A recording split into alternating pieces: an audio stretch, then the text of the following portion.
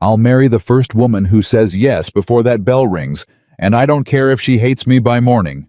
Nathan Briggs shouted it into a street full of strangers, his voice cracking like a whip, two children clinging to his coat behind him. Men laughed, women turned away.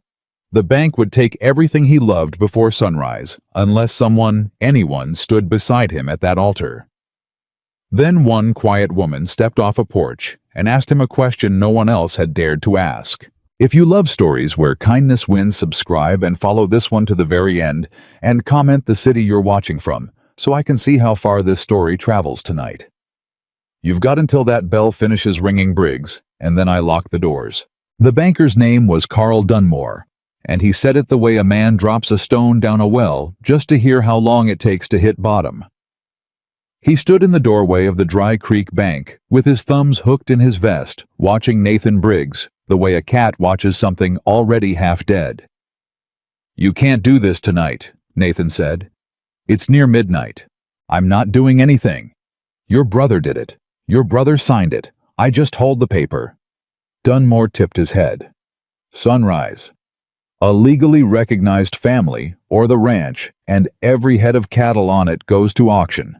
Those are his words, Briggs, not mine. I'd have written it kinder." Nathan's hands had gone to fists without his telling them to. "Daniel's been dead 3 days, and the law doesn't grieve." Dunmore almost looked sorry for half a second, and then he didn't. "Sunrise, Briggs. Bring me a wife or bring me nothing." The door shut. The lock turned, and Nathan Briggs stood in the middle of the street with two children he had no idea how to save, and less than 6 hours to do it. He turned around. Luke stood there, 11 years old, jaw set hard, the way his father's used to set, refusing to cry because somebody had to be the man, and he'd already decided it was him. And little Emily 6 asleep on her feet, fist twisted in the hem of Luke's shirt, because that was the only safe thing left to hold. "Uncle Nathan," Luke said. "What does he mean, a wife?" Nathan crouched down so they were eye to eye. He'd learned that from Daniel, you don't talk down at a scared kid, you get small with them. "It means I made a promise to your daddy I'm going to keep. That's all it means." "You don't have a wife?" "No." You've never even..." Luke stopped. He was old enough to know what he was saying, and young enough to be ashamed of it.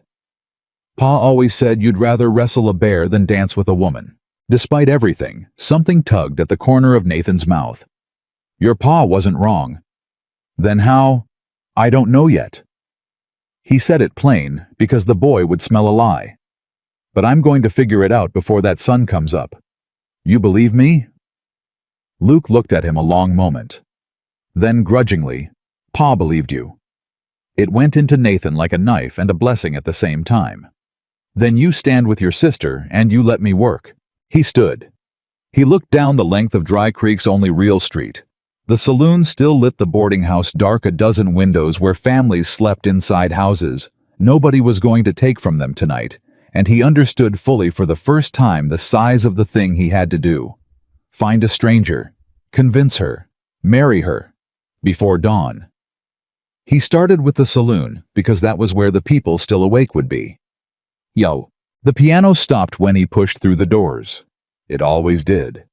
Nathan was a big man, and grief had carved his face into something that made rooms go quiet, and tonight he wasn't bothering to soften it. "I need to speak to the women here," he said. There were 3. A card dealer named Pearl with rings on every finger, a girl pouring drinks who couldn't have been 17, and a woman in a green dress who laughed before Nathan had even finished his sentence. "You hear that, Pearl?" The mountain came down to do his courting. She leaned on the bar. "What's the matter? Briggs run out of cows to talk to. I'm not here to be laughed at." "No." "Then you walked into the wrong building, honey, because that's most of what we sell." A few of the men chuckled. Nathan didn't. "I'll be honest with you," he said, "because I don't have time to be anything else. My brother died 3 days ago. He left a ranch, 200 head of cattle, and his 2 children. And he left a paper that says, unless I'm a married man by sunrise, the bank takes all of it and ships those kids east to people who only want the money." The green dress woman's smile slipped just a little. I'm not asking for love, Nathan went on. I'm not asking for a thing I can't return. I'm asking for a name on a marriage license and a witness at a wedding before the sun's up. I'll keep any woman who does it fed, housed, and respected for the rest of her natural life. And if she wants to leave once the children are safe, I'll never stand in her way. That's the offer. That's the whole offer. Silence. Pearl had stopped shuffling her cards. Then a man at the back called out, "How much you payin'?" And the laughter came back worse this time, because now they'd named it. Buying a wife. Nathan felt it land on him like dirty water. "I'm not buying anyone," he said. "Sure sounds like a price to me.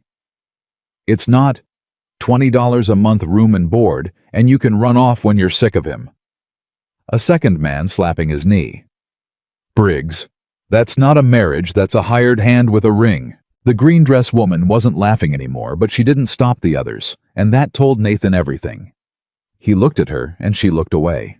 Mr. Pearl said not unkindly, "Ain't a woman in this room going to tie her whole life to a stranger before breakfast on the word of a man we've seen, 4 times in 2 years? You're a good man, folks say so, but good don't fill the gap between you walking in that door and you walking out with a wife." She set down her cards. "Go home, hold those babies. Some things just can't be fixed in a night." Nathan stood there one more moment. Then he tipped his hat because his mother had raised him too, and because there was nothing else to do, and he walked back out into the dark. Luke was waiting against the rail. They said no. They said no. Where now? Nathan didn't have an answer, and that was the worst part. He'd ridden into town with a wild, half-formed hope, and the hope was draining out of him with every minute the moon climbed. "The boarding house," he said. "Mrs. Albright takes in women passing through. Maybe, Luke repeated, and didn't believe it, and was kind enough not to say so. Mrs. Albright answered the door in her nightcap with a lamp held high and a frown already loaded. "Nathan Briggs, it's the middle of the night." "I know it. I'm sorry. I need to know if you've got any women boarding here, single women." The frown sharpened into something close to outrage. "And what business would that be of yours at this hour?" "It's not, ma'am, please. My brother died. There's a paper and a deadline and 2 children who'll be put on a train at dawn if I can't." His voice gave out for a second. He hauled it back. "I need a wife by sunrise, or I lose everything Daniel built. I'm asking honestly. I'll explain it to anyone willing to hear me." Mrs. Albright's lamp didn't move. But her face did. She'd known Daniel. Half the territory had. And there was a thing in Nathan's eyes she'd seen before, in men who'd run clean out of road. "I have 2 boarders," she said slowly. "One is 70 years old, and the other is a widow with a baby on her hip and no use for any more men in her life, and I'd thank you not to disturb either of them." She started to close the door. "Mrs. Albright, there is no one here for you, Nathan."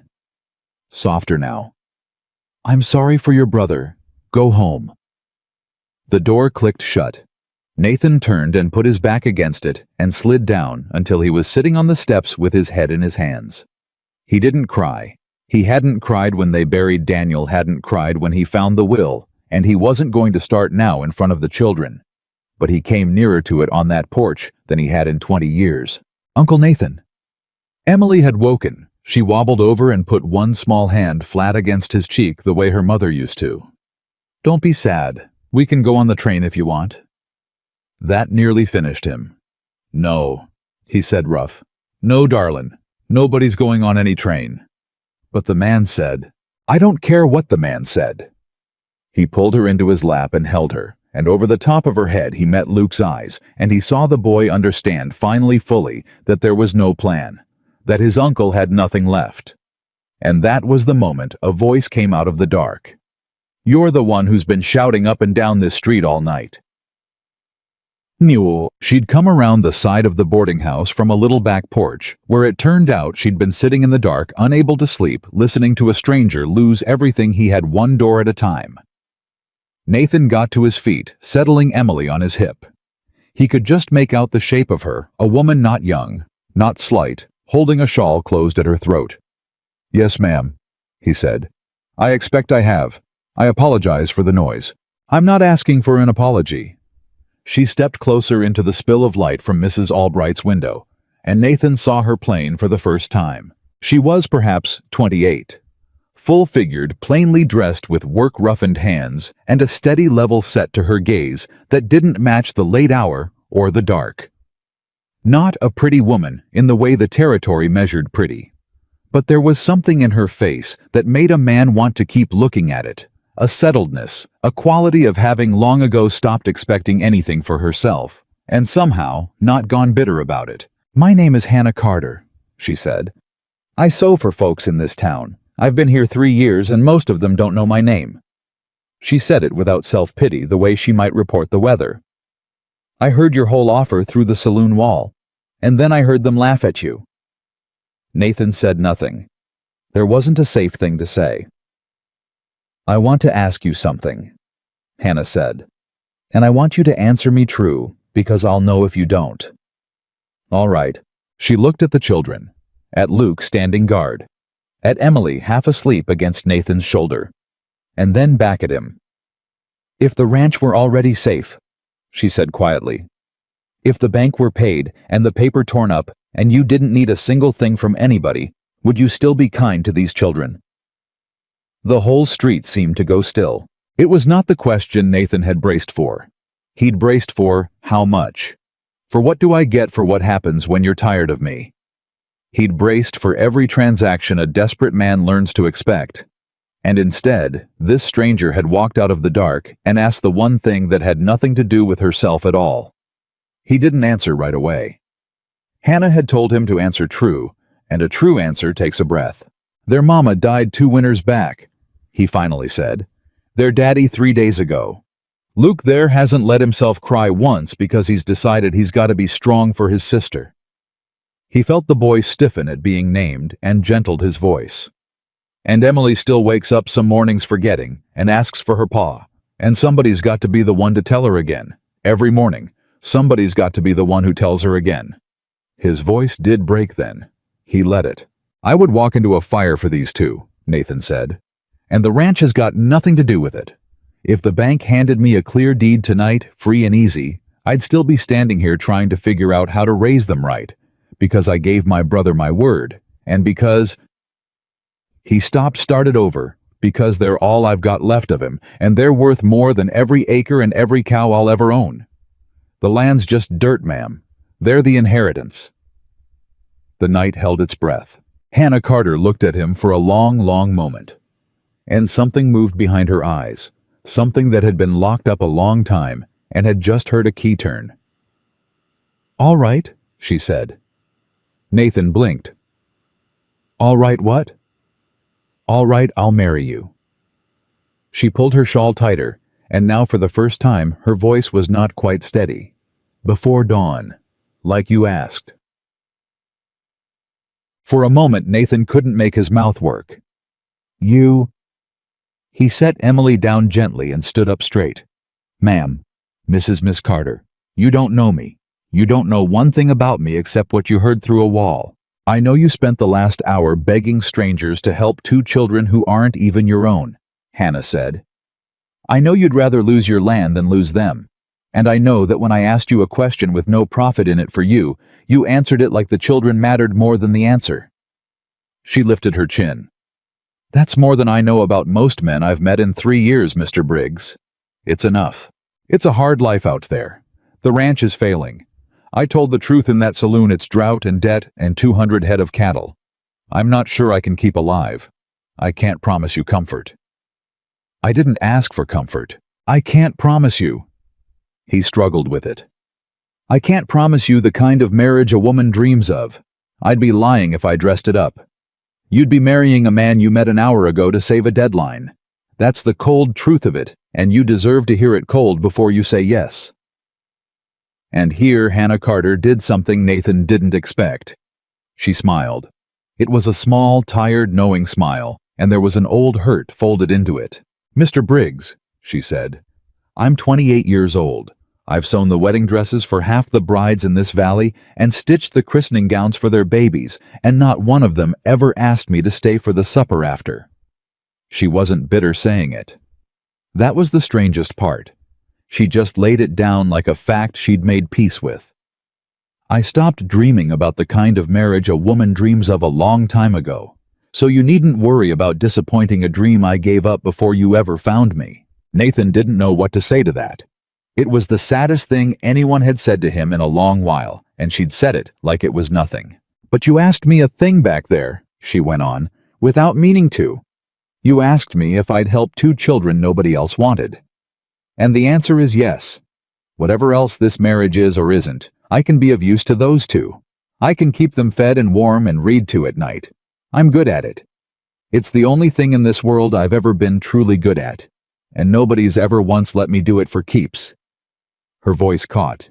She steadied it. "So you'd be giving me something too, Mr. Briggs, whether you meant to or not. Don't go thinking it's all charity running one direction."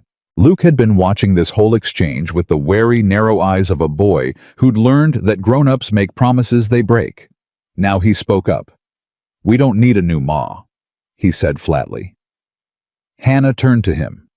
She didn't flinch, and she didn't coo at him, both of which Nathan noticed, and both of which were exactly right. "No," she agreed. "I don't expect you do. You've already got a ma. She just isn't here anymore." Luke's jaw twitched.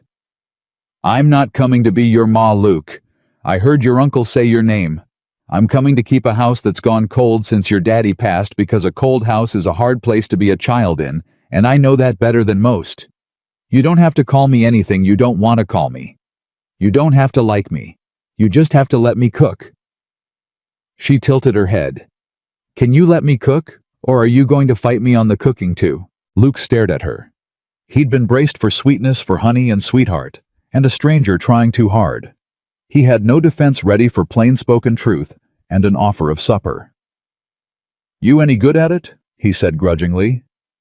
"Better than your uncle, I'd wager." "That's not hard," Luke muttered, and Nathan let out a sound that was almost a laugh. The first one in 3 days, and just like that, something in the night shifted. End. They woke the preacher. Reverend Embry was 80 if he was a day, and answered his door in a nightshirt with his Bible already under his arm, as though he'd been expecting them. Which in a sense he had. He'd buried Daniel Briggs, not 72 hours past, and knew the shape of the trouble Nathan was in. "Married," the old man said, blinking. "Tonight." "Before sunrise, Reverend. There's a legal reason." "There's always a legal reason." Embry sighed and waved them in. "I married your brother and his bride in this same church, Nathan. Did you know that 12 years ago? She wore yellow. I never saw 2 people happier." He looked at Hannah, and his old eyes were sharp despite the hour. "And who's this?" "Hannah Carter, Reverend," she said. "The seamstress." "Yes." "You know what you're doing, child." Hannah looked at the children, then at Nathan, then back at the old preacher. "No," she said honestly. "But I know it's a good thing I'm doing, even if I don't know how it ends. Is that enough to be married on?" Reverend Embry studied her a long moment. Then something in his weathered face softened all the way through. "It's more than most people bring me," he said. "Sheriff." The sheriff, it turned out, was already there, a tired man named Galt, who'd been roused by Mrs. Albright, who had watched the whole thing from her window after all, and decided in her own gruff way that the marriage ought to at least be witnessed legal and proper, so that Carl Dunmore couldn't weasel out of it. She came to in her dressing gown, mouth pursed, carrying a lamp. "Don't look at me like that, Nathan Briggs," she snapped when he stared. "I said there was no one in my house for you. I never said I wouldn't stand witness once you'd found her elsewhere. Now get on with it before I change my mind." So it was that just before dawn, in a tiny wooden church with an 80-year-old preacher, a sleepy sheriff, a sharp-tongued landlady, and 2 grieving children for witnesses, Nathan Briggs and Hannah Carter were married. There was no ring. Nathan realized it halfway through and went cold with shame. But Hannah only reached up and took the small tin button from her own collar, a button she'd sewn on herself, plain and worth nothing, and pressed it into his hand. "Here," she whispered. "Give me this." "A button's a thing that holds two pieces together that weren't meant to be one." "That'll do for a ring better than gold, I think." And Nathan Briggs, who had not wept at his brother's grave, had to look hard at the floor to keep his eyes from spilling as he closed her hand around that tin button and called it a wedding band. "Do you, Nathan, take Hannah?" "I do." "Do you, Hannah, take Nathan?" She paused. Just a breath. And in that breath, Nathan was certain she'd realized the madness of it, the strangeness, the leap into the dark, with a man she'd met by a wall an hour ago. But she was only looking at the children. "I do," Hannah Carter said. "I surely do." They were not the only ones awake before dawn in Dry Creek that night. In the largest house in the valley, behind a window where a single lamp burned, a man named Silas Mercer was also awake. Mercer was the richest cattleman in 3 counties, and for 2 years he'd been waiting patient as a buzzard for the Briggs Ranch to fall, because the Briggs Ranch sat astride the only reliable creek for 15 miles, and a man who controlled that water controlled the whole valley. He'd had a quiet arrangement with Carl Dunmore at the bank. He'd known about the clause in Daniel Briggs's will before Nathan ever did. He'd already drawn up his bid for the auction. He had counted with the cold certainty of a man used to winning on a hard-headed bachelor cowboy, failing to do the one impossible thing the will demanded. So when his hired man came riding up the lane at first gray light, breathless, Mercer was already at the door. "Well, he did it, Mr. Mercer." The man swallowed. "Briggs, he found a woman. They married not an hour ago. Preacher Sheriff witnesses all of it. It's legal. The deadline's met." For a long moment, Silas Mercer said nothing at all. The lamplight caught the edge of his jaw, and something passed across his face that was worse than anger. It was patience recalculating. "A woman," he said softly. "Found a woman before dawn, in Dry Creek." He almost smiled. "Now who in the world would tie herself to a sinking ship like that, I wonder?" "The seamstress, they're saying. The Carter woman. The seamstress." Mercer turned the word over like a coin looking for the flaw. Married in the dark in a hurry to beat a clock, to save a ranch. Now he did smile, and it was not a good thing to see. A marriage like that, Hollis, a marriage made only to satisfy a piece of paper with no love in it and no time to even know each other's faces. Why, a marriage like that isn't a marriage at all, is it? It's a fraud. It's a scheme. "Sir, it's a thing that can be unmade." Mercer stepped back inside and reached for his coat. "Get me Dunmore, and get me my lawyers. The sun's up, Hollis, and the Briggs boy thinks he's won." He pulled the door open onto the new day. But a deadline met is not the same as a war over. Not by a long shot. Nathan brought his new wife home as the first real light came over the valley. The ranch house was dark and cold, and exactly as much of a mess as a grieving man and 2 children could make of it. In 3 days, dishes unwashed. Daniel's coat still hanging by the door, where no one could bear to move it. A stillness over everything, like dust over furniture in a shut-up room. Hannah stood in the doorway and took it all in. Nathan watched her face, braced for dismay, for second thoughts, for the look that said, "What have I done?" It didn't come. Instead, Hannah Carter set down her single small carpet bag, rolled up her sleeves, looked at the cold hearth and the unwashed dishes and the 2 exhausted children swaying on their feet, and said the first words she would speak as mistress of that house. "Well, first thing we do is build up that fire. A house this cold's no place to be sad in." She crouched down to Emily's level. "And then I think a little girl who's been up all night needs to sleep, and when she wakes up there'll be something warm to eat. Would that be all right?" Emily, too tired to be guarded, simply nodded and held up her arms to be carried. And Hannah, who had carried 100 other women's children and given every one of them back, lifted this one against her heart with a look on her face that Nathan would remember for the rest of his life. "Luke," Hannah said over the small head, "show me where the firewood's kept. You and me are going to get this house warm together. Man's work. You up for it?" And Luke, who'd sworn he didn't need a new ma who'd guarded his sister all night with a child's grim courage, looked at this strange, plain-spoken woman, holding his sister like she was precious, and felt something he hadn't felt since his father died. He felt for one moment like he could put the weight down. "This way," he said. "Firewood's out back. There's not much of it. Pa was going to split more before." He stopped. "Before," Hannah agreed gently. "I know. We'll split more today. Show me." Nathan stood in the middle of his cold house and watched the woman he'd married an hour ago lead his brother's children. His children now toward the hearth, and he understood that something had happened in the night that was far larger than a deadline met. He didn't have a name for it yet. He wouldn't for a long while. He was a man who'd married for the law and meant to keep his word to let her go when it was done. And he held to that the way he held to everything, stubbornly, honestly, at his own cost. But as he hung his hat by his dead brother's coat and went to help his new family build a fire, Nathan Briggs felt for the first time in a very long time the smallest, most dangerous thing of all. He felt hope. He had no way of knowing that 15 miles down the valley, a rich man was already pulling on his coat, summoning his lawyers, and turning over the word fraud, the way a wolf turns over a scent, and that the marriage made to save everything was about to become the very thing a powerful enemy would use to try to take it all away. But that reckoning belonged to the days ahead. For now, there was only this, a fire catching in a cold hearth, a little girl asleep against a stranger's shoulder, a boy carrying wood with something easing in his chest, and a man and a woman who had promised each other nothing but a name standing in the gray morning light of a house that had known nothing but grief, and feeling it very faintly begin to warm.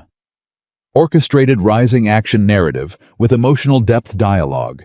Driven storytelling and strategic plot twists. Orchestrated rising action narrative with emotional depth dialogue. Driven storytelling and strategic plot twists. The fire caught, and it changed everything in the house, though no one said so out loud. By the time the sun was full up over the valley, Emily was asleep in her father's old bed, with a clean quilt pulled to her chin. And Luke was sitting at the kitchen table, watching this strange woman move around his mother's kitchen like she had a right to be there. He didn't trust it. He'd decided sometime in the night that he wouldn't trust it, and he was a boy who kept his decisions. "You don't know where anything is," he said. "No." Hannah agreed, opening a cupboard and finding it bare. "So you're going to tell me. Where'd your mama keep the flour?" Luke didn't move. "Why?" "Because there's a little girl down the hall who's going to wake up hungry, and a boy at my table who looks like he hasn't had a hot meal in 3 days, and I aim to fix both of those things." She turned and looked at him plainly. "The flour, Luke." He held out a long moment. Then he got up, crossed to the low shelf by the stove, and pulled aside a feed sack to show a tin nobody had touched. "There," he said. "She kept it there so the mice couldn't—" He stopped. His jaw worked. "She kept it there. That was smart of her?" Hannah took the tin down gently, like it was something more than flour. "Your mama knew her kitchen, I can tell. A woman who'd think about the mice is a woman who ran a good house." She set the tin on the table. "You'll have to teach me her ways. I'd rather keep them going than start over with my own." Luke stared at her. He had braced himself against 100 things, against a stranger trying to replace his mother, against false sweetness, against being told to forget. He had not braced himself against a woman who wanted to learn his mother's tricks and keep them alive. "She put a little salt in the coffee," he said finally, very low. "Pa always said it cut the bitter. Nobody else does that." "Then we'll do that," Hannah said. "Every morning. Show me how much." And Luke, 11 years old, and grim as a fence post, came and stood beside her, and measured out a pinch of salt with his fingers, exactly the way he'd watched his mother do it 100 mornings of his life, and his hand shook only a little, and Hannah pretended not to see. That was the first crack in the boy. It would not be the last, but it was the first, and Hannah filed it away in the careful place where she kept the things that mattered. Nathan came in from the barn an hour later to the smell of biscuits and coffee, and he stopped dead in the doorway, like a man who'd walked into the wrong house. He looked at the table. There were biscuits. There was bacon she'd found God knew where. There was coffee in his dead brother's pot, and it smelled faintly of salt. "How'd you—" "Luke helped me," Hannah said. "He knows this kitchen better than you do, I expect." Nathan looked at the boy, who looked away fast, embarrassed to be caught helping. "That's so." "Somebody had to," Luke muttered. "She didn't know where anything was." "No," Nathan agreed, and there was something warm and careful in his voice, like a man stepping around a sleeping animal he didn't want to wake. "I don't suppose she did. Thank you, Luke." They ate. It was the first meal in 3 days that wasn't choked down standing up or forgotten entirely, and Nathan watched his new wife serve out the food and noticed something that he would not understand the full weight of for weeks. She gave Luke the biggest biscuit. She gave Nathan the most bacon. She made up a warm plate and set it aside covered for Emily when she woke, and onto her own plate she put a single biscuit, the smallest one, the one that had broken a little coming out of the pan. Nathan didn't say anything, but he saw it, and something in him, some old watchful part, made a note of it, the way he'd note a fence post starting to lean. The first week was an armed truce, and everyone in the house knew it. Hannah made no demands. She asked for nothing, claimed. Nothing, took the smallest room and the smallest portions and the hardest chores without a word. She mended the children's clothes, and there was a great deal to mend because 2 children with no mother and a grieving father had gone to rags without anyone noticing. She turned out the corners of the house that hadn't been touched since the funeral. She did not move Daniel's coat from beside the door, and Nathan noticed that too. "You can take it down," he said one evening, finding her standing near it. His coat. "I keep meaning to, and I can't seem to do it." "Then we won't," Hannah said simply. "It's not in anybody's way. It can hang there till you're ready, and if you're never ready, then it hangs there forever, and that's all right too." She smoothed the worn wool with one hand. "A house should keep some of its ghosts, I think. The kind ones." Nathan stood there a moment. "You talk about it easy. Grief. I've had a lot of practice being around other people's," Hannah said, and there was no self-pity in it, only fact. "When you sew for a town, you sew the wedding dress, and you sew the burial dress, and sometimes for the same family inside a year. You learn what helps and what just hurts worse." She turned from the coat. "Telling somebody to move on too quick that hurts worse, so we won't." And Nathan, who had been bracing for a wife who would want to scrub his brother out of the house and start fresh, felt the truce, ease one notch toward something else. But it was Emily who broke first, and it happened the way these things do, all at once, and over nothing. 4 nights in, the child woke screaming. Nathan was up and down the hall before he knew his own feet had moved, but Hannah was already there, already sitting on the edge of the bed, already gathering the sobbing little girl against her. "He's gone," Emily was wailing. "I forgot. I woke up and I forgot, and then I 'membered Pa's gone. He's gone and Mama's gone and—" "I know," Hannah said, not hush, not, "It's all right, just, I know, baby, I know." Make it stop, make me stop 'membering. And here Hannah did not lie to her, and Nathan, standing frozen in the doorway, watched a thing he would never forget. "I can't make you stop remembering," Hannah said softly, rocking her. "I won't even try, because your pa and your mama are worth remembering, and remembering them is how you keep loving them. The remembering's going to hurt for a long while, Emily. I'm not going to tell you it won't." She pressed her lips to the child's hair. "But you don't have to do the remembering alone anymore. That's the part I can fix. From now on, every time you wake up and remember, you can come find me day or night, and we'll remember them together. 2 of us. That's lighter than 1. You understand?" Emily hiccuped. "You didn't even know my mama." "No, but you did. So you tell me about her, and then I'll know her too, and then there'll be more people in the world keeping her. Won't that be good? More people keeping her." The little girl went quiet. Then, in a tiny voice, "She had yellow hair, like the sun. Pa said she wore a yellow dress when they got married." "Reverend Embry told me the very same thing," Hannah whispered. "He said it was the prettiest dress he ever saw in his church. He said that—" "He surely did." Emily's sobs slowed. She burrowed into Hannah's shoulder. "Tell me about her dress," she mumbled, already half asleep again, the storm passing as fast as it had come. "The yellow one." And Hannah, who had never seen the dress, who knew nothing of the woman but a preacher's offhand kindness, made up a beautiful dress out of love and thread, and the deep knowledge of what a grieving child needs to hear, and she talked the little girl all the way back down into sleep. When she finally looked up, Nathan was still in the doorway. His face was wet. He didn't say anything. He couldn't. He just looked at her holding his brother's child, and Hannah looked back at him, and a great deal passed between them in that silence that neither one would have known how to say in words. Then Nathan cleared his throat rough and said the only thing he could manage. "She'll want breakfast early. After a night like this, she always does." "Then I'll be up early," Hannah said. And she was. What Nathan didn't know, what he wouldn't know for a long time, was that Hannah Carter cried too those first weeks. Just never where anyone could see. She'd wait until the house was dead asleep, until the fire was banked, and the children's breathing had gone slow and even down the hall.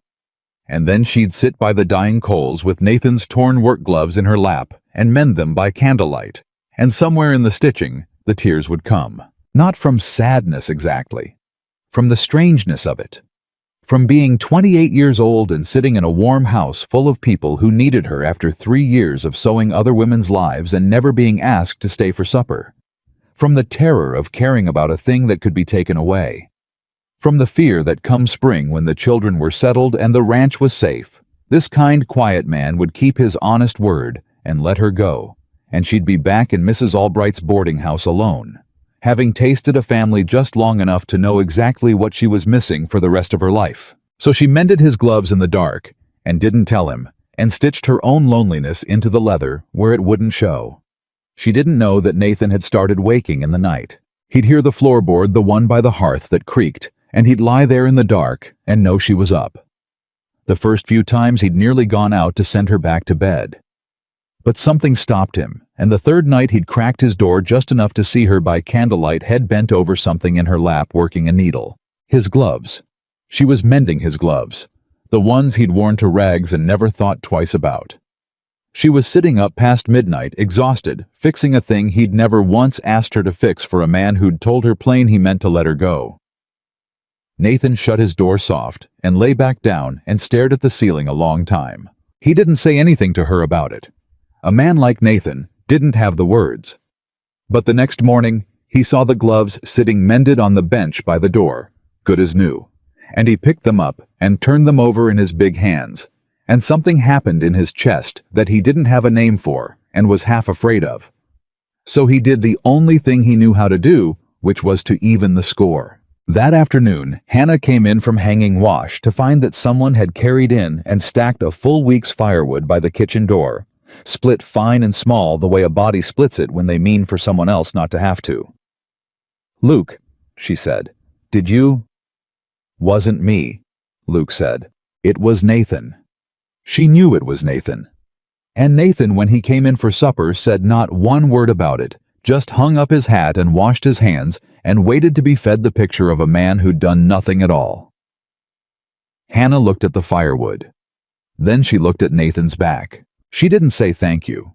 She understood somehow that thank you wasn't the language they were learning to speak. Instead, she put the biggest piece of meat on his plate that night, and Nathan, who had been quietly giving everyone else the best of the food and eating the scraps since before she came, caught her doing it and went still. "You don't have to do that," he said. "Do what? Give me the best of it. I've watched you. You take the worst for yourself every meal. You think I don't see, but I see." He pushed the meat back toward her side. "Eat the good piece, Hannah. You work harder than any of us. So do you, and you eat the scraps. That's different." "How?" Nathan opened his mouth, closed it. He didn't have an answer because there wasn't one, because the truth was, they were the same kind of person, the kind that had spent so long being unimportant to everybody that they'd forgotten how to let themselves matter, and had each separately decided the other one mattered more. It was Luke of all people who broke the standoff. "You're both being dumb," the boy said with the flat exasperation of a child watching grown-ups be ridiculous. Just cut it in half." There was a beat of silence. And then Hannah laughed a real laugh, surprised out of her, and Nathan's mouth twitched, and even Emily giggled, though she didn't know what was funny. And Nathan picked up his knife and cut the meat exactly in half, and put one piece on Hannah's plate and one on his own, and looked at Luke and said, "When'd you get so smart?" "I've been smart," Luke said. "You all just don't listen." And for the first time the whole table laughed together. All four of them. In a house that 3 weeks before had known nothing but the silence of grief. The laughter came back slow after that, but it came back. It came back in the way Emily started running to the door when Nathan rode in instead of hiding. It came back in the way Luke stopped saying she about Hannah and started saying Hannah, which was not Mama and never would be, but was a long way from she. It came back in the small ordinary music of a house with people in it who'd started without meaning to take care of each other. And it frightened Hannah more than the grief had, because she could feel herself wanting it. She'd promised herself she wouldn't. She'd come into this with her eyes open, a hired wife with a date stamped on her, here to do a job, and then step aside. But you couldn't read a child to sleep every night and not start to love them. You couldn't watch a quiet man carry your mended gloves around like they were precious and not start to wonder.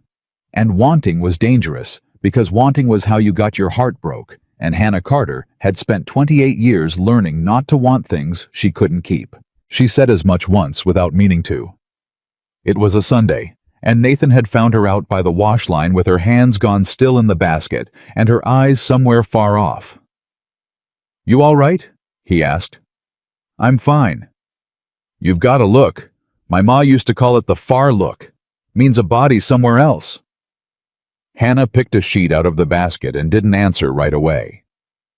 Then, "Can I ask you something, Mr. Briggs, and have you answer it true like I asked you the first night?" "You can.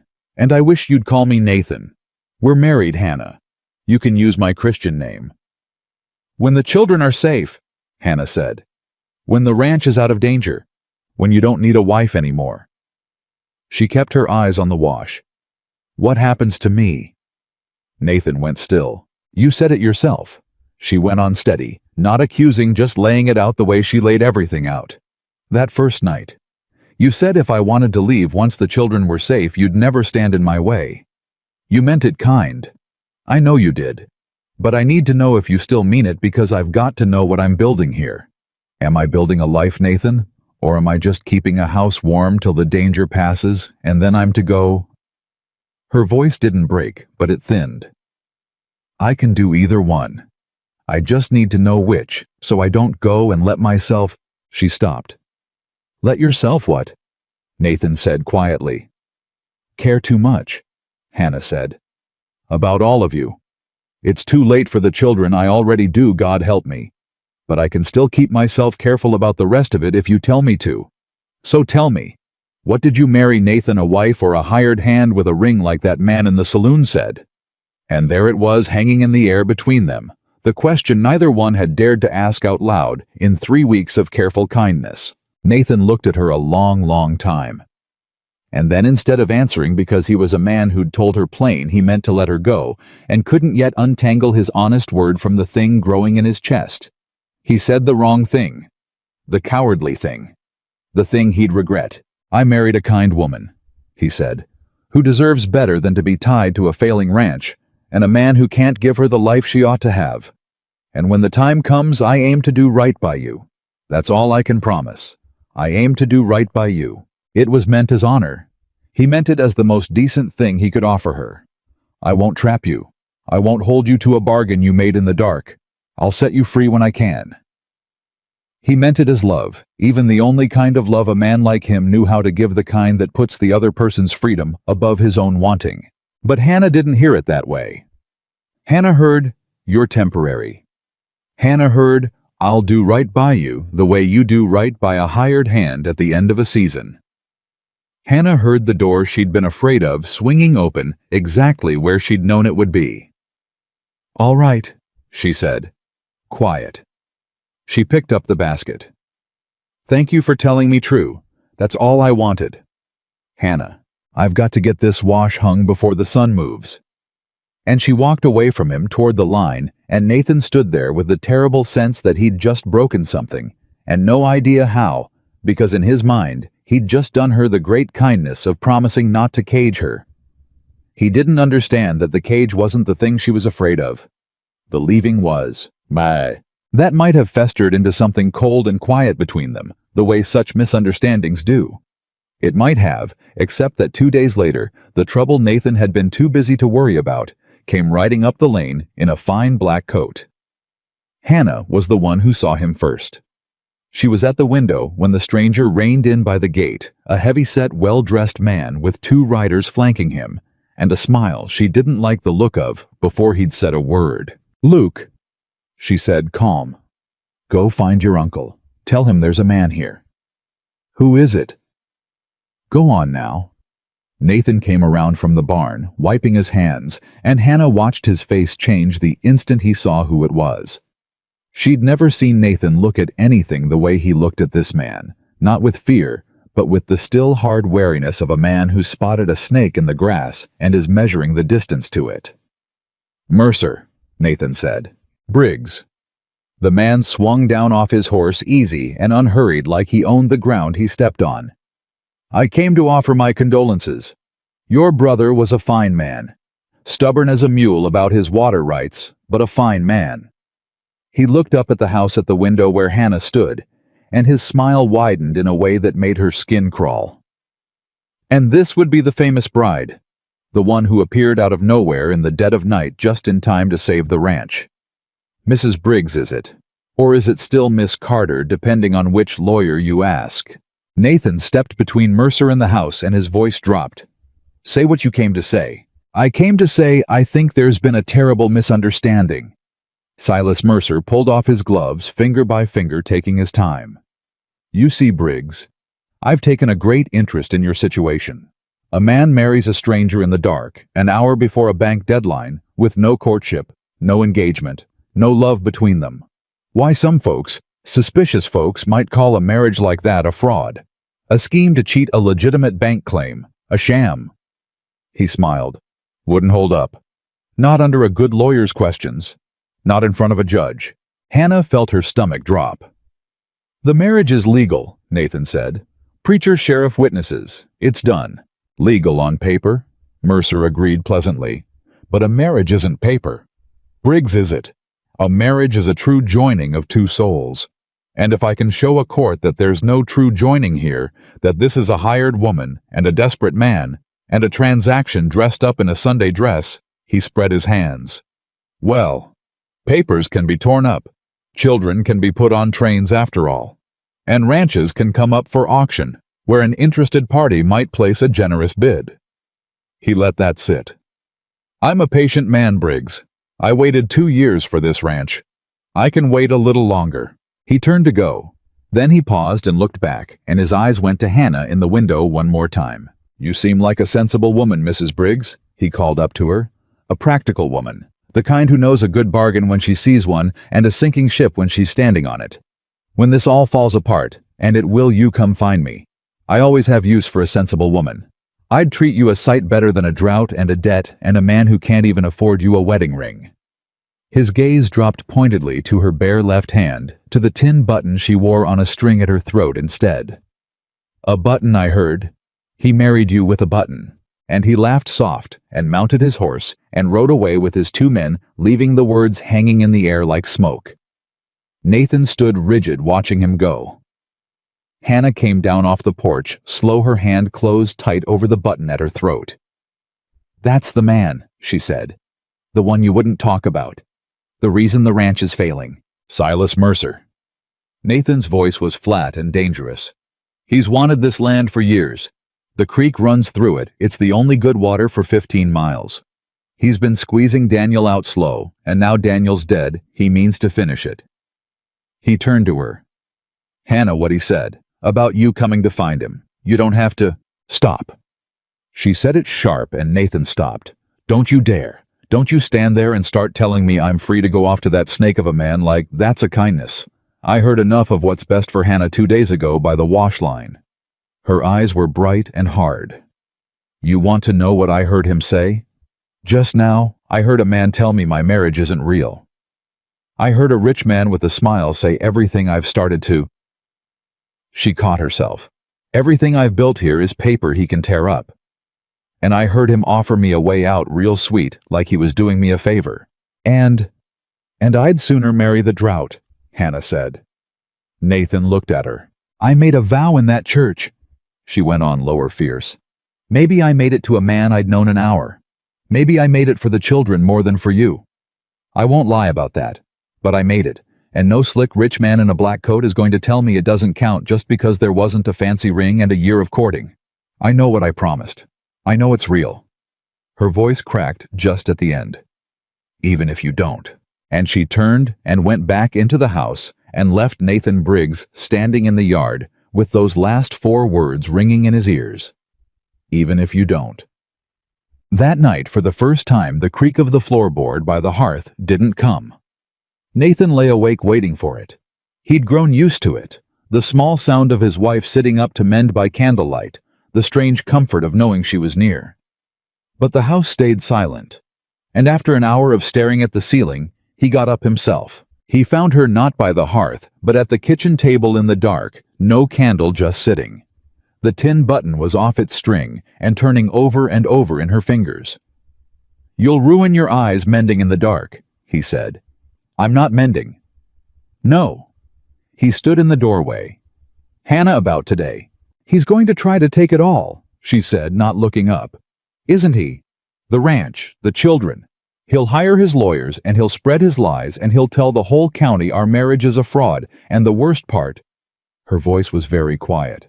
The worst part, Nathan, is that he's half right. We did marry to beat a deadline. There wasn't any love in it. By the letter of the thing, he's not even lying. Nathan came and sat down across from her in the dark. So what do we do? She said. How do you fight a man who's right? And Nathan Briggs, who'd spent 3 weeks too proud and too afraid to say a true thing, looked at the woman across the table, turning a tin button in her fingers, and felt the honest answer come up in him, whether he wanted it or not. We make him wrong, Nathan said. Hannah looked up. He says there's no love in it. Nathan's voice was rough and low and steadier than he felt. So we prove him a liar. Not with papers, not with lawyers. We live it true, Hannah, day by day.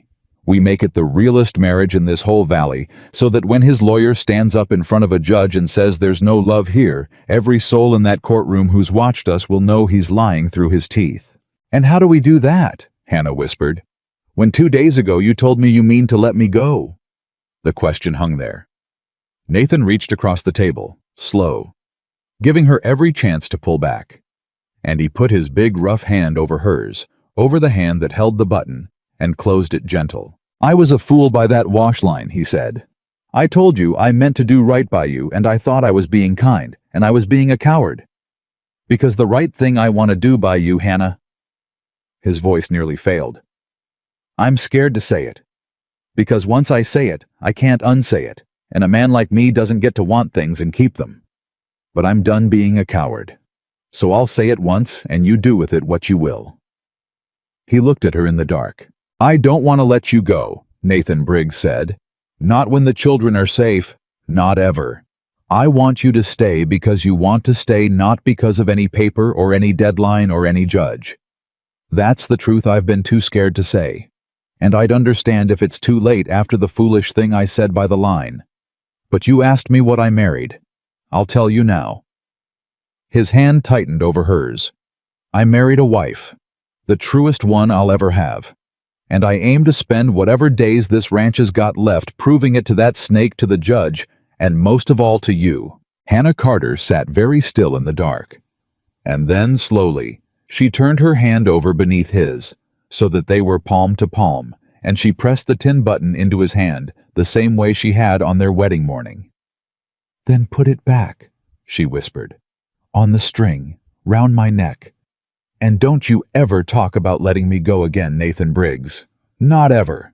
You hear me. And in the dark kitchen, with 2 sleeping children down the hall, and a rich man 15 miles away, already sharpening his knives, Nathan tied the tin button back around his wife's throat with hands that shook, and neither one of them let go for a long, long while. The button stayed around Hannah's neck, and for a little while the house held something it hadn't held before. Not just warmth, but a kind of hope that had decided to plant its feet. It didn't last a week before Mercer made his first real move. It came not as a man on a horse, but as a folded paper hand-delivered by a county rider who wouldn't meet Nathan's eyes. Nathan read it twice on the porch, and then went very still, and Hannah, watching from the doorway, knew before he said a word. "What is it?" "A petition." Nathan's jaw worked. "Filed with the territorial court. Silas Mercer acting as an interested party, asking the court to examine whether our marriage is—" He read it off the page flat. "A fraudulent arrangement entered into solely to defeat a lawful debt, and therefore void." He lowered the paper. "There's to be a hearing. 6 weeks. A judge rides the circuit through here in the fall." "Void," Hannah repeated. "He wants a judge to say we were never married at all. He wants the ranch. The marriage is just the lock on the door." Nathan crushed the paper in his fist. If the judge calls it fraud, the will's deadline counts as unmet. Bank takes the ranch, children go east, and it all comes up for auction with Mercer's bid already written. He looked at her. 6 weeks, Hannah. We've got 6 weeks to prove a thing to a stranger in a robe that we can barely prove to ourselves. That should have been the worst of it. It wasn't. Because the drought, which had been a slow, strangling thing all summer, chose that same week to close its hand. The creek dropped first. Nathan rode the line of it morning after morning and watched the water shrink back from its banks. Watched the mud crack and curl at the edges. Watched the one reliable source of water in 15 miles, thin down to a trickle a man could step across without wetting his boots. Then the cattle started to sicken. It came on fast, a half-dozen head down in a single morning. Then a dozen, then 20. Lowing weak and miserable, going off their feet. Nathan worked himself near to death those first days, and Luke worked beside him, and even Hannah came out to the pens with rags and dosing buckets, but the sickness moved faster than they could. "Blackleg, maybe," Nathan said one night, gray-faced, sitting at the table with his hands hanging useless between his knees. "Or the bad water. I don't know. I don't know enough. Daniel knew the cattle. I know the land and the horses. Daniel was the cattleman." His voice cracked. "I'm losing them, Hannah. I went out this morning and there were 4 more dead by the south pen, and I stood there. I didn't know what to do. Daniel would have known." "You're doing everything a man can do. It's not enough."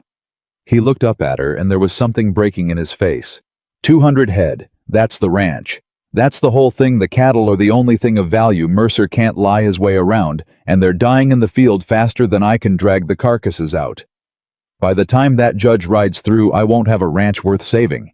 Mercer won't even have to win the hearing. The drought'll do his work for him." Hannah sat down across from him. "How many are still strong? 140 maybe, 130, dropping every day. Then we save those." She said it plain the way she said everything. "We stop counting the dead ones, Nathan, because counting them is just grief, and grief won't doctor a single head of cattle. We save the ones still on their feet. How do we do that? Clean water and separating the sick from the well. That's all I know to do. But the clean water's the problem. The creek's near dry, and what's left, I think that's what's making them sick. Then we need water that isn't the creek. There isn't any. That's the whole Hannah. That's the whole reason Mercer wants this land. The creek's the only—" He stopped, because he'd just heard himself.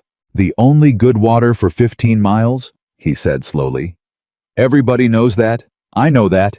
Daniel knew that." He stood up. But Daniel was always going on about the high pasture, the springs up past the North Ridge.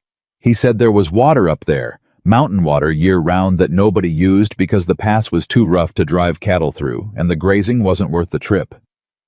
His eyes had come alive. He talked about water rights up there.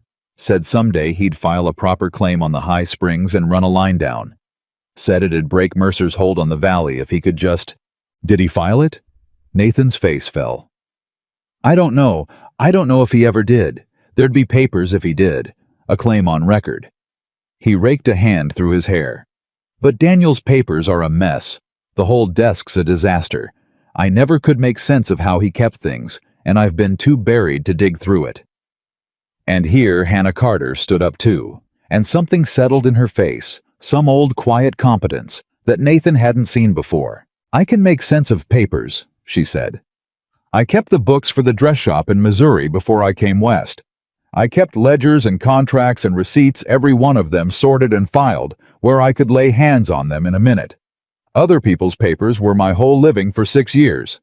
She was already moving toward Daniel's old desk in the corner. "You go save the cattle, Nathan. You and Luke do what you know. I'll dig through Daniel's papers and find out if your brother filed that water claim before he died.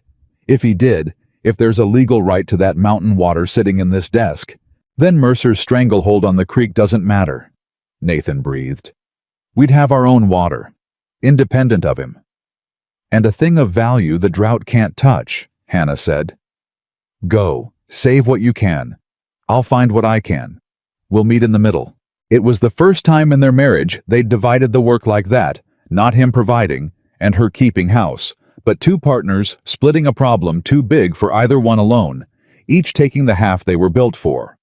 And Nathan stood there a half-second longer than he needed to, looking at his wife already bent over his dead brother's chaos of papers, and felt the truth of what he'd told her in the dark kitchen settle deeper into his bones. He'd married a wife, the truest one he'd ever have. He just didn't yet know how much it was going to cost him to keep her.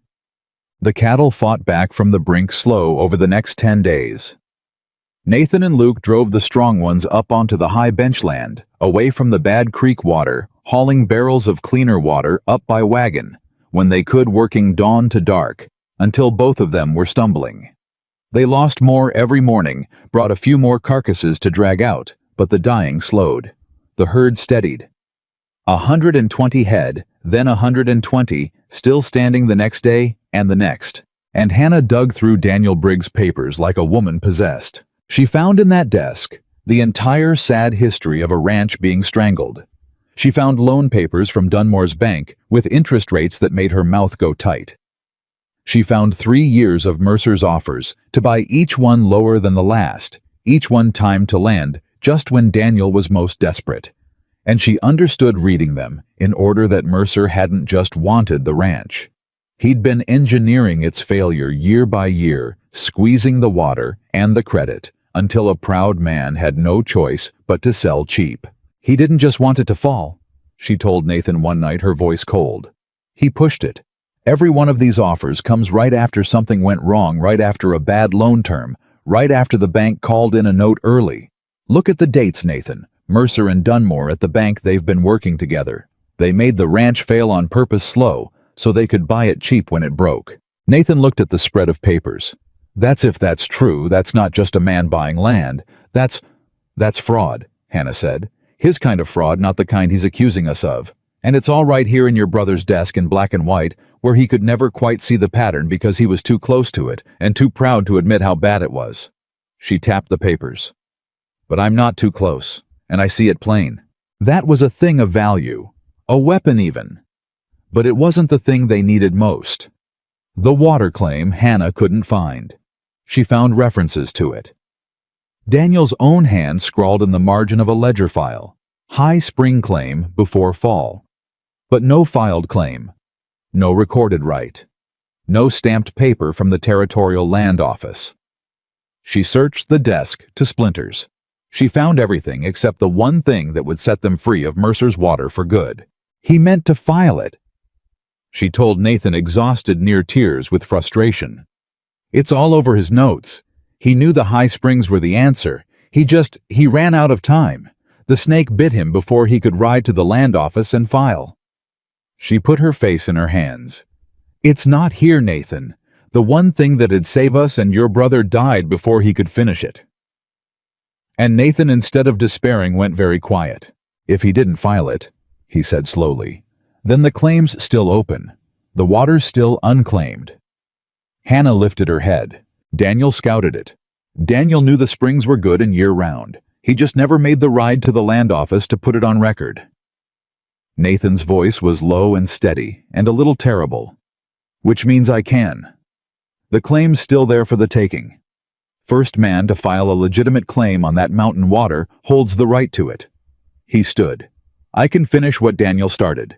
I can ride to the high springs, verify they're flowing year-round like he said, and then ride to the territorial land office and file the claim in our name before that hearing. And if I do, then you don't need Mercer's Creek, Hannah breathed. And the ranch has water nobody can take, and that thing of value the drought can't touch.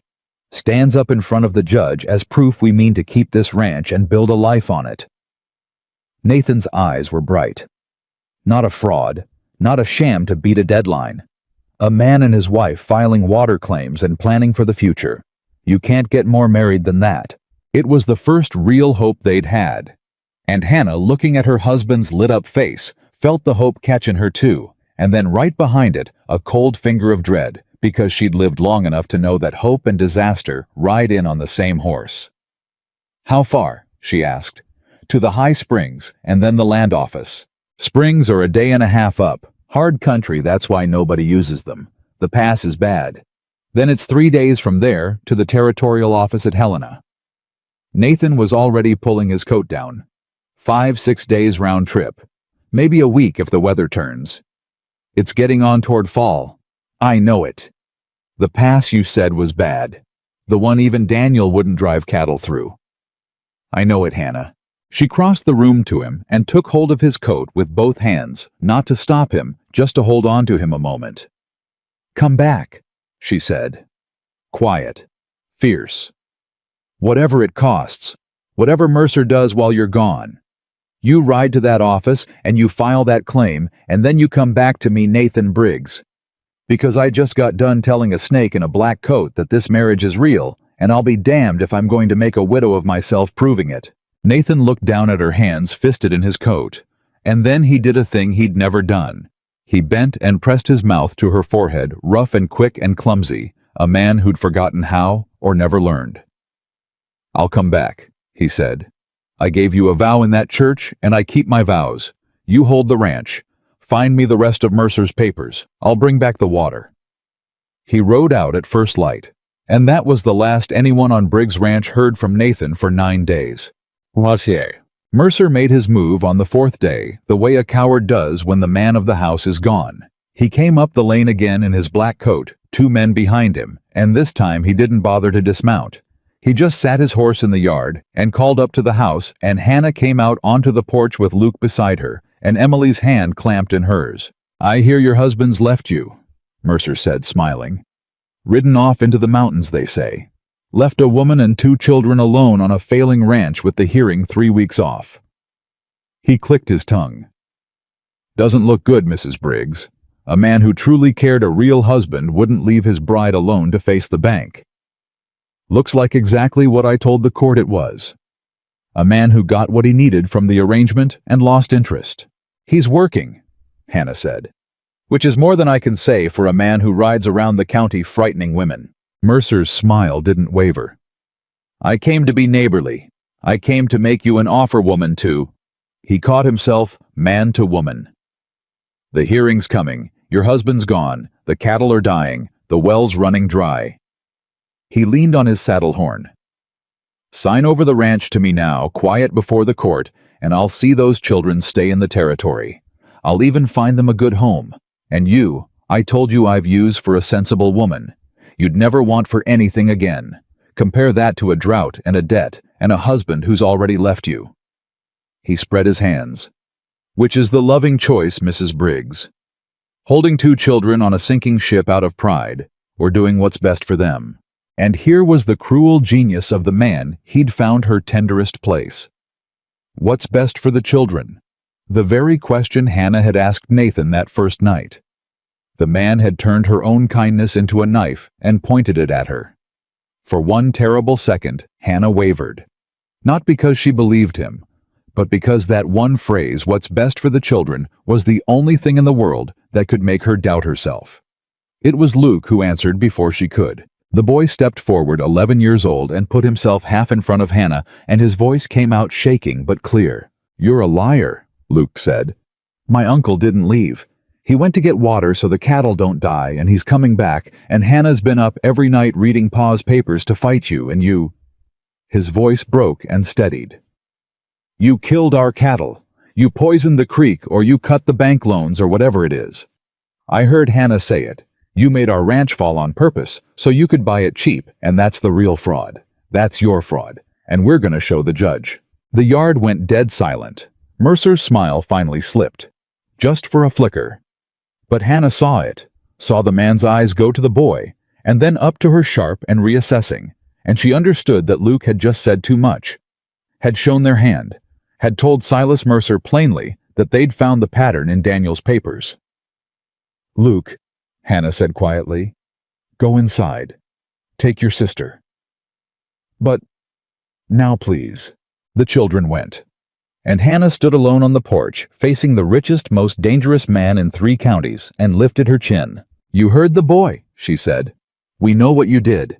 It's all in writing in this house, and come the hearing, the judge is going to hear about your offers and your bank arrangements, and how a healthy ranch happened to fail right when you wanted to buy it. So you can ride out of here with your offer, Mr. Mercer. I'm not selling. Not the ranch, not the children, not myself. There's not enough money in the territory." Mercer looked at her a long moment, and then slowly all the false warmth drained out of his face, and what was left underneath was the thing she'd seen the snake flicker of from the start, cold, patient, and without any bottom to it at all. "Papers in the house," he said softly. "Now that is useful to know." And Hannah's blood went to ice because she understood an instant too late that she'd done the very thing she'd just scolded Luke for. She'd told him where the evidence was. Mercer touched his hat. "You have a good evening, Mrs. Briggs. You've given me a great deal to think about." He wheeled his horse. "A great deal indeed." And he rode away, and Hannah stood on the porch with her heart slamming, and knew with sick certainty that she had to get Daniel's papers out of that house before Silas Mercer found a way to make them disappear. She didn't sleep that night. She gathered every paper that mattered, the loan documents, the dated offers, the ledger with Daniel's water claim note in the margin, and she wrapped them in oilcloth and she hid them, not in the house, but out in the barn, buried in a feed bin under a foot of grain, where no fire and no thief would think to look. She made Luke help her and swore him to silence, and the boy did it with the grim seriousness of a soldier, because he understood now that this was war. It was a good thing she did, because 2 nights later the barn caught fire. It started near the house, not the barn, in a stack of dry brush. Nobody remembered piling there, and by the time Hannah smelled the smoke and got the children out, the flames had jumped to the woodshed and were licking toward the house itself. There was no one to fight it but a woman and 2 children and a near dry well. And for 1 black hour, Hannah Carter battled a fire alone in the dark, hauling water, beating at flames with wet blankets, screaming at Luke to keep his sister back, certain the whole place was going to burn to the ground around them. It didn't. The wind turned at the last the way it sometimes does, and spared the house and most of the barn. But the woodshed was gone, and a corner of the barn was scorched black, and when the gray light came up, and Hannah stood swaying in the smoking yard, with her hands blistered and her face streaked, she found the thing that turned her terror into something harder. Boot prints. In the soft dirt by the brush pile. Big ones made by a man leading off toward the road where a horse had stood. The fire hadn't started itself. "He tried to burn us out," she said when Luke came to stand beside her, both of them staring at the prints. "He couldn't get the papers, so he tried to burn the whole house with them in it." Her voice shook with rage, not fear. "With us in it, Luke. With you and your sister asleep in your beds." Luke looked at the boot prints a long time, and when he spoke his voice had something old in it, older than 11. "The papers are in this barn," he said. "He doesn't know that. He thinks they burned with the house, or he thinks they're still inside where he can find them later. But they're in the feed bin, safe." He looked up at her. "We've still got him, Hannah. He just doesn't know it." And Hannah looked down at this boy who'd sworn he didn't need a new ma, who'd thawed 1 careful inch at a time over a summer, and saw him standing in the smoke beside her, fierce and steady, and hers, family now in every way that mattered. And she pulled him into her arms hard, and held him while he finally cried. Not for his father, not for his mother, but out of pure overwhelmed relief that they had survived the night. "We've still got him," she agreed, fierce into the boy's hair. "Your uncle's coming back with the water. The papers are safe in the barn, and we are going to walk into that courtroom, Luke, all of us, and we are going to take that snake apart in front of the whole county." She pulled back and looked him in the eye. "But I need your uncle home to do it. I need him home." And as if the words had carried up into the mountains, that was the very afternoon, a rider was spotted coming down off the north ridge, slow swaying in the saddle, a man and a half-dead horse picking their way down out of the high country. Hannah was running before she'd decided to run. It was Nathan. 9 days gone gaunt and filthy, and so exhausted he could barely sit his horse but alive. And when he saw her running across the yard toward him, he slid down out of the saddle into her arms, and the two of them went to their knees together in the dirt, holding on. "I filed it," Nathan rasped against her hair. "The springs are good. Year-round, just like Daniel said. I rode to Helena, and I filed the claim, and I've got the stamped paper in my coat. We've got our own water, Hannah. Mercer's Creek doesn't mean a thing anymore. We've got—" Then he pulled back and saw her blistered hands, the smoke still in her hair, the scorched black corner of the barn behind her. His face changed. "What happened? What happened here?" "He tried to burn us out," Hannah said. 4 nights you were gone he came offering to buy us, and Luke told him too much, and I told him too much, and 2 nights ago he set a fire to take the papers and the house and us along with it." She watched the horror and then the white killing rage rise in her husband's face. "But we're alive, all 3 of us, and the papers are safe, Nathan. I hid them in the barn, before the fire. Every one of them, the loans and the offers, and the proof of what he did. We've got it all. And now, you've got the water claim." She gripped his ruined coat. "We've got everything we need to end him. Everything. We just have to live long enough to get to that courtroom."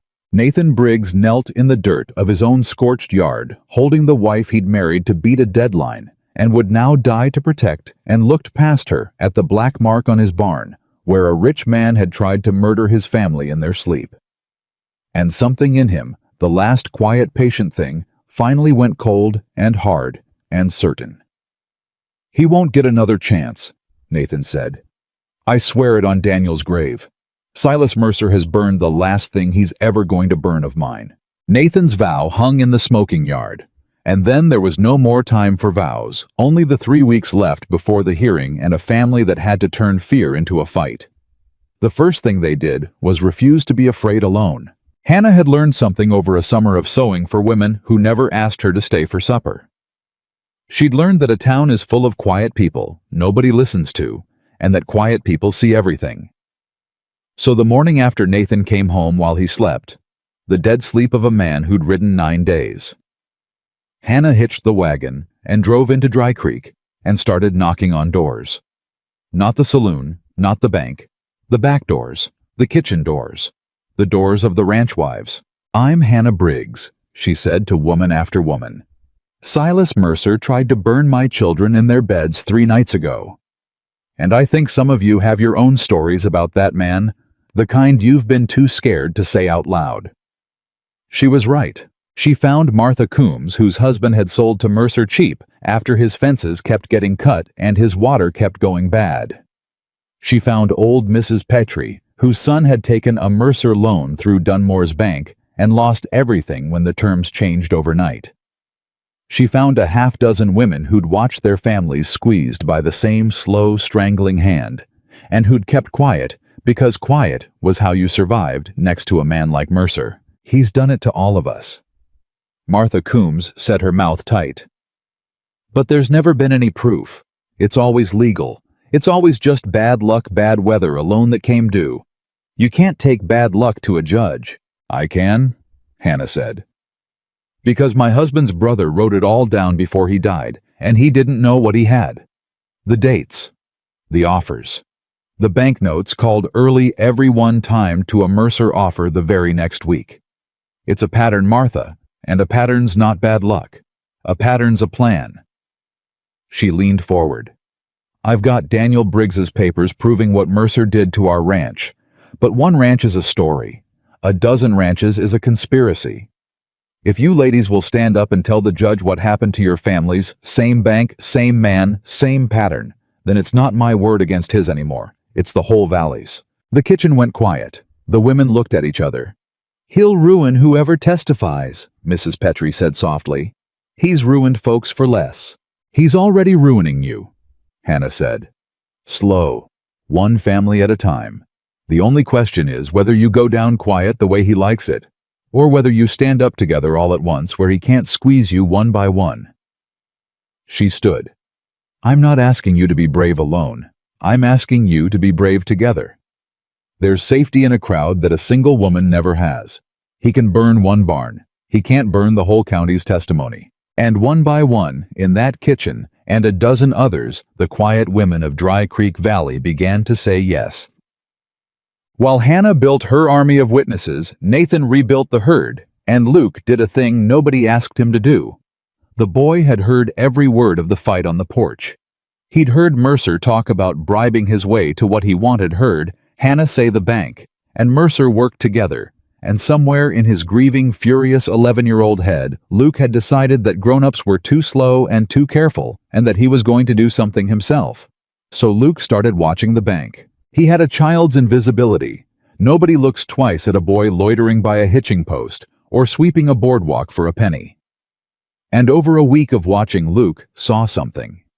He saw Carl Dunmore, the banker, ride out 3 evenings running to the same place, not Mercer's big house, but a line shack out past the edge of town, a half-fallen place nobody used. And on the 3rd evening, Luke followed him. He told no one. That was the foolish, brave, terrible thing about it. He told no one because he was 11, and he wanted to bring his family a victory the way a cat brings a mouse, and so he crept up on that line shack alone in the dusk and put his eye to a gap in the boards. Inside were Dunmore and Mercer. And a third man Luke didn't know, a thin, nervous man with ink-stained fingers and a leather case of papers. "It has to look right," Mercer was saying. "The judge isn't a fool. The forged deed has to match the land office records exactly, or—" "It'll match," the thin man said. "I've done a dozen of these. By the time I'm finished, that paper will say Daniel Briggs sold you the water rights to that creek a full year before he died, and there won't be a soul who can prove different." "And the High Spring claim the brother filed?" "Gone," Dunmore said. "I've got a man at the Helena office. Briggs's claim is already misfiled. By the time anyone goes looking, it'll be like he never filed at all, and without water rights of his own, with a forged deed showing you own the creek." The banker spread his hands. "The ranch has no water, no value, no marriage worth defending. The judge voids it, the bank takes it, you buy it at auction. Clean." Luke's blood roared in his ears. They were going to forge a deed. They'd already buried Nathan's water claim. Everything his family had bled for the 9-day ride, the papers in the feed bin, Mercer was going to beat it all with a forged piece of paper and a bribed clerk. And nobody knew, but Luke crouched in the dark with his heart slamming. He should have run. He'd seen enough. He should have run straight home. But the thin man set the forged deed down on the table, not 3 feet from the gap in the boards. The real evidence, the proof of the whole scheme. And Luke, 11 years old, and certain, reached his small hand through the gap to take it. The board creaked. What was that? Mercer's head came up, and Luke ran. He made it home, but barely, and not before one of Mercer's men on a fast horse had seen the shape of a boy fleeing across the dark fields. Luke burst through the door, white-faced and gasping, and poured out the whole story. The line shack, the forger, the buried claim, the deed they meant to fake, and the family stood frozen in the lamplight as the full size of it landed. "They've already killed your water claim," Hannah said slowly. "The thing you nearly died for, Nathan. Gone. A bribed clerk made it disappear, and they're forging a deed to the creek." Nathan said, his voice deadly quiet. "Dated before Daniel died. So in front of the judge, it'll look like we never had water at all. Not the creek, not the springs. A ranch with no water and a marriage made to grab a worthless deadline." He turned to Luke. "And you saw the man's face. The forger. You can put a face and a place to the whole thing. Which is why—" Hannah said, the dread rising in her. They saw him. Nathan, they saw a boy run. The knock came at the door an hour later. It was the Sheriff Galt, the same tired man who'd witnessed their wedding, and his face was grim, and behind him in the dark were two of Mercer's riders hanging back watching. Nathan, Galt said, I've got a complaint sworn out. Silas Mercer says a boy from this ranch broke into a private building tonight and stole papers. Says your nephew's a thief. He lowered his voice. I don't believe it for a second. But it's sworn legal, and Mercer's pushing for me to take the boy in tonight, hold him for the circuit judge. Says a thieving child is just more proof this whole family's a fraud. The sheriff's jaw worked. I can hold him off till morning. But Nathan, they want that boy locked up before the hearing, out of the way, unable to testify to what he saw. The room went cold. Because now they understood Mercer's true cunning. The forged deed was only half of it. The other half was Luke, the one witness who'd seen the forgery happen, who could name the forger and the place. And Mercer meant to discredit that witness before he could speak, to turn the boy from a hero into a thief, to lock him up as a criminal, so that nothing he said in court could be believed. He's 11 years old, Hannah said, stepping forward, and there was something in her voice that made even the sheriff go still. He's an 11-year-old boy who watched his father die and his ranch get stolen, and that man wants to put him in a cell to keep him quiet. Sheriff Galt, you witnessed our wedding. You stood in that church. You looked at these children. Her voice shook. You're not going to take this boy. Galt looked at her a long moment. Then he looked at Luke, standing pale and frightened behind his uncle, and the tired lawman seemed to come to a decision he'd been circling for a long time. No, Galt said. I'm not. He turned and called back to the riders in the dark. Tell Mercer I couldn't find the boy tonight. Tell him I'll bring him in proper for the hearing, where he can say his piece to the judge legal and witnessed, with no chance of him having an accident in my jail beforehand. He stepped close and lowered his voice to Nathan alone. I've watched that man buy this county for years. I've looked the other way more times than I can stand to remember, because a sheriff with a family does what he has to. But burning children in their beds? His face was hard. That's where I'm done looking away. You get this family to that courtroom, Briggs. I'll see they get there alive. That's a promise from a man who's owed this valley one for a long while. And he rode off into the dark, and the family understood they'd just gained the most important ally of all, the law itself finally turning. The next 3 weeks were a siege, and everyone in the house felt it. Mercer's men watched the ranch day and night from the ridgeline, never quite trespassing, always there. The cattle that survived the drought now had to be guarded against rustling. Hannah rode out under Galt's protection to gather her witnesses' sworn statements, while Nathan and a hired man stood armed watch over the children every hour. Luke wasn't at his side. They slept in shifts. They jumped at sounds. And under it all ran the cold knowledge that they were one forged paper away from losing everything, with the real evidence buried in a feed bin, and the one eyewitness a boy a rich man wanted in a cell. But something else was happening too in the spaces between the fear. The family was becoming finally and fully a family. It happened in the long guarded nights when Nathan sat up with his rifle across his knees, and Hannah sat up beside him with Daniel's papers. Both of them too wound to sleep. And they talked, really talked the way they hadn't had room to before. He told her about Daniel, the brother he'd worshipped and never measured up to. She told him about Missouri, about 6 years keeping another woman's books, and being told she was lucky to have the work about the slow death of a young woman's hope that anyone would ever choose her. They learned each other in those nights, in low voices over lamplight, the way most couples learn each other in years of courting. Except they were doing it, married under siege with their lives on the line, and somehow that made it truer. I keep thinking, Nathan said one night, about what you asked me. That first night on the street. If the ranch were already safe, would you still be kind to the children? He turned the rifle slow in his hands. I've thought about it 100 times. Why that question? Why that's the one that stopped me cold? Why was it? Because everybody else asked what they'd get. His voice was low. You asked what the children would get. In the worst night of my life, with everything falling apart, a stranger walked out of the dark, and the only thing she wanted to know was whether 2 grieving kids would be safe. He looked at her. "I didn't marry you to save the ranch, Hannah. I want you to know that in case the hearing goes bad, and I don't get another good chance to say it. I married you because in the worst moment of my life, you were the only soul in that whole town who thought about somebody besides themselves.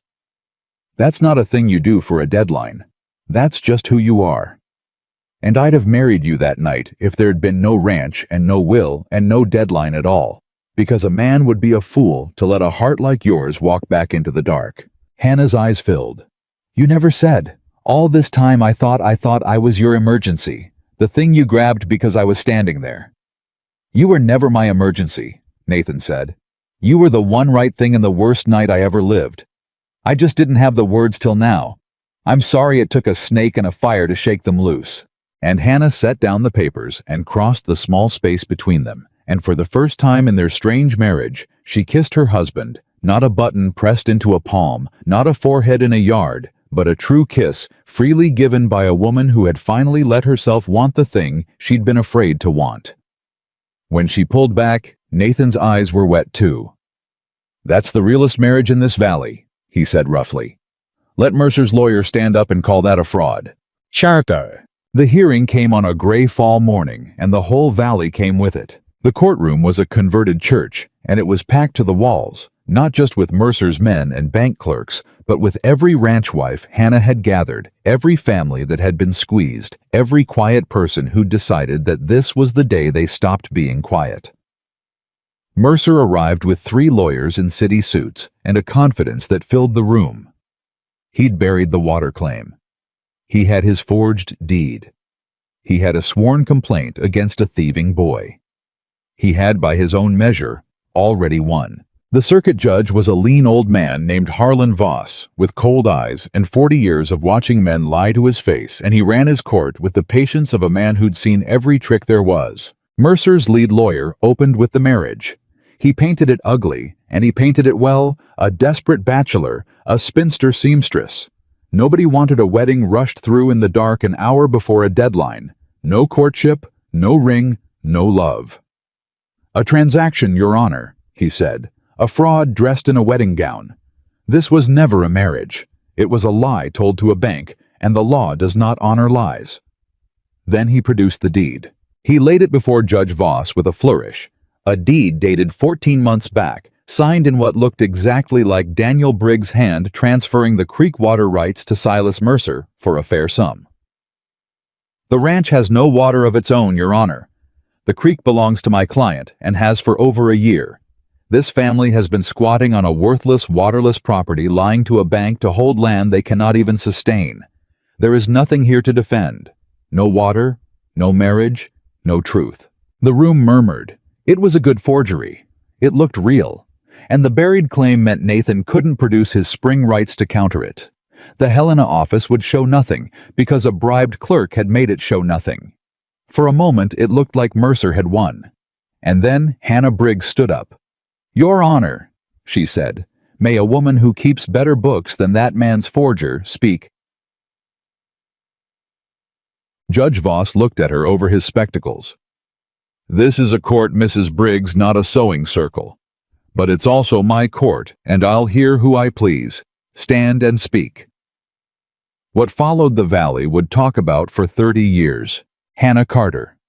Briggs, who had kept other people's ledgers for 6 years and been told she was lucky to do it, took that forged deed apart in front of the whole county like a seamstress unpicking a crooked seam. She didn't shout, she didn't weep.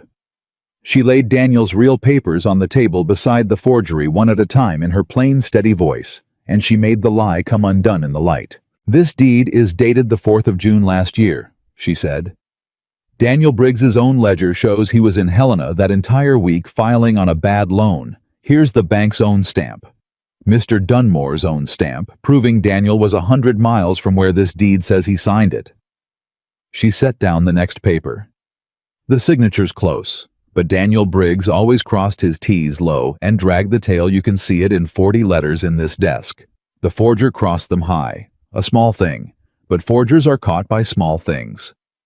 Paper after paper, date after date, she walked the judge through it. The impossible timeline, the wrong hand, The loan notes called early every time right before a Mercer offer, the whole slow strangling pattern Daniel had written down without ever seeing it whole. "This isn't one ranch, Your Honor," she said.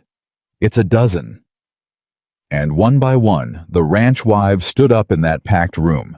Martha Coombs, Mrs. Petrie woman, after quiet woman, and told the same story. Same bank, same man, same loan called early, same low offer the week after, until the pattern stood up in that courtroom plain as a brand, and the room understood it was hearing the confession of a conspiracy.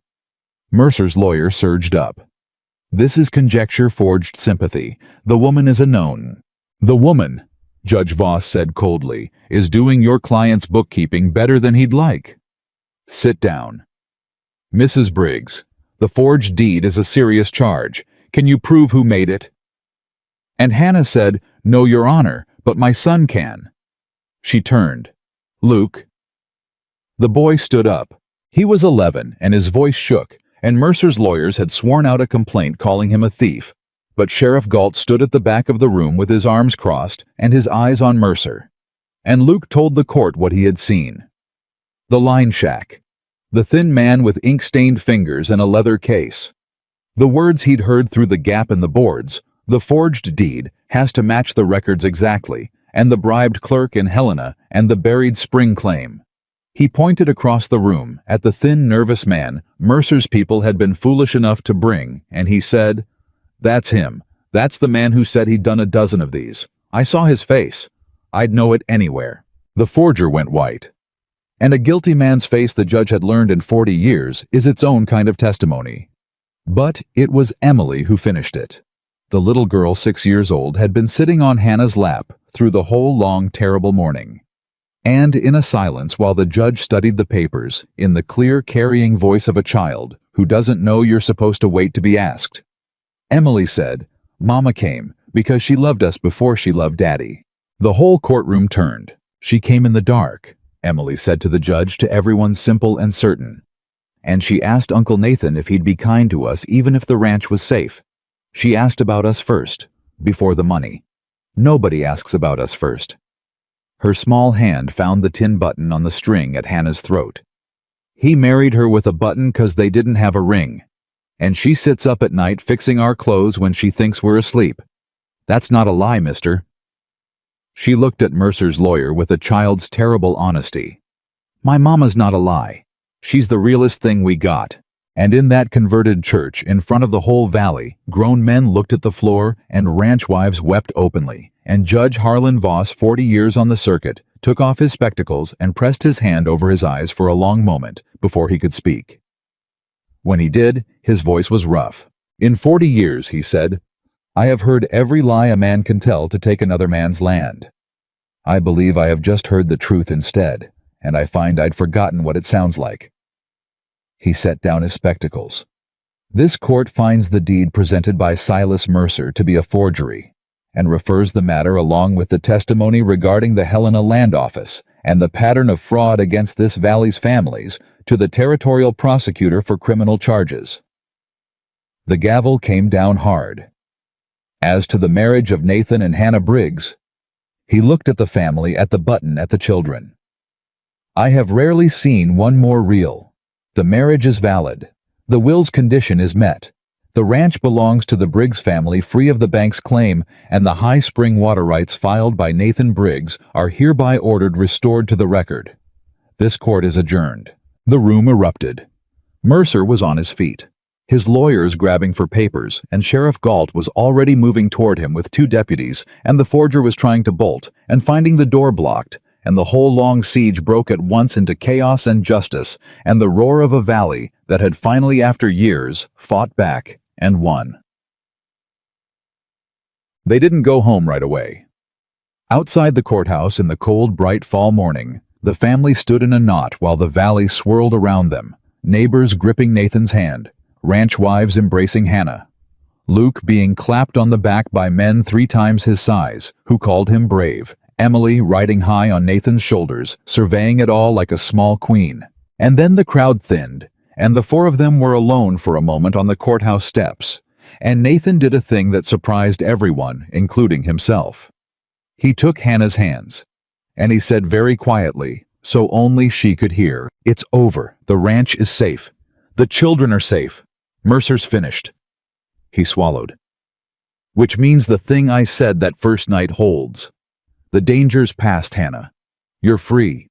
If you ever wanted to go, if any part of you only stayed because we were under siege and you didn't want to leave us in the fight, then you're free now, and I'd never stop you, and I'd thank God for every day you gave us." His voice was rough. "I have to say it, because I love you too much to ever hold you by anything but your own free wanting. So I'm asking honest one last time. Do you want to stay?" And Hannah Briggs looked at this man who had married her to beat a deadline and just handed her freedom on the very morning he'd won, because he loved her enough to risk losing her rather than cage her, and understood that she had, against all the odds of her plain, unwanted life, been chosen by the rarest kind of man there was. She didn't answer with words. She reached into her coat, and she drew out a folded paper she'd carried for weeks. The unsigned divorce papers Nathan had drawn up in his despair back in the worst of the drought, the ones she'd found and never spoken of, the ones she'd kept all this time. She unfolded them once so he could see what they were and watch his own face go pale with the memory of the cowardly mercy he'd nearly committed. And then she tore them in half. She tore them again and again, and she let the pieces fall from her hands onto the courthouse steps, and she took her husband's face in both her hands and said in front of God and the children, and the whole emptying square, "There's your answer, Nathan Briggs. I'm not going anywhere. Not now. Not when the ranch is safe. Not ever. You married a wife that night, and a wife is what you've got, and you're stuck with her till one of us is in the ground." She was laughing and crying at once. "Now take your family home." They took the family home, and for the first time in the history of that house, home was a thing nobody could take away. But the war doesn't end the day the battle does. Hannah learned that fast. The first month after the hearing was harder in some ways than the siege had been. During the fight, there'd been something to do every minute: papers to dig, witnesses to gather, fires to put out. Now there was only the long, slow work of rebuilding and the strange, unsettled quiet of people who'd braced so long for disaster that peace itself felt suspicious. Nathan felt it worst. Hannah caught him standing at the window at night more than once, rifle still propped by the door, out of habit, watching the ridgeline where Mercer's men used to sit. "He's in a territorial cell, Nathan," she said softly, coming up behind him. "Awaiting trial on 6 counts. He can't reach us." "I know it." "Then why are you watching the ridge?"